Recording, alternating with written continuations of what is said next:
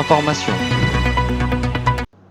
Bonsoir à tous, Carrie Bennett pour le Mirror News. Suite à l'altercation entre le juge Murdoch et le candidat Hood, le candidat Hood n'a pas souhaité faire de déclaration officielle après la sortie de l'hôpital. Il attend le procès pour nous en dire davantage. Néanmoins, je vous laisse avec le reportage du secrétaire de campagne du procureur. Bonsoir, Carrie Bennett pour le Mirror News. Nous sommes avec le secrétaire de campagne du procureur.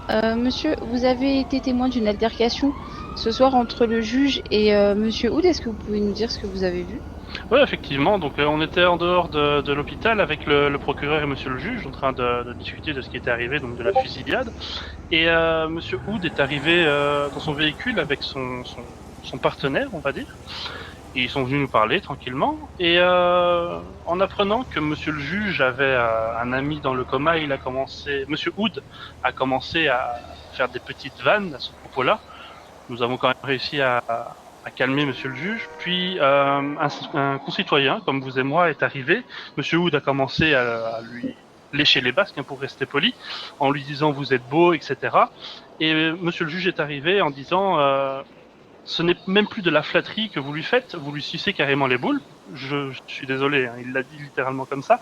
Et monsieur Wood a juste répliqué, c'est sûr que votre ami, lui, ne peut plus en sucer des boules. Et là, monsieur le juge a mis une droite, voire deux, et a envoyé monsieur Wood dans le coma, car il avait atteint directement son ami.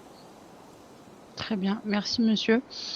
Comme vous pouvez le voir, messieurs, dames, la tension au sein de cette campagne électorale monte chaque jour un petit peu plus. Nous espérons que ces messieurs arriveront à trouver un terrain d'entente jeudi soir lors du débat pour la campagne électorale. Bonsoir à tous.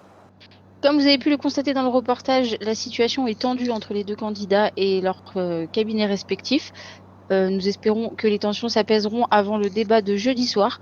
Nous comptons sur vous pour être nombreux à le regarder et pouvoir vous faire une opinion sur les candidats. C'était Carrie pour le Mirror News.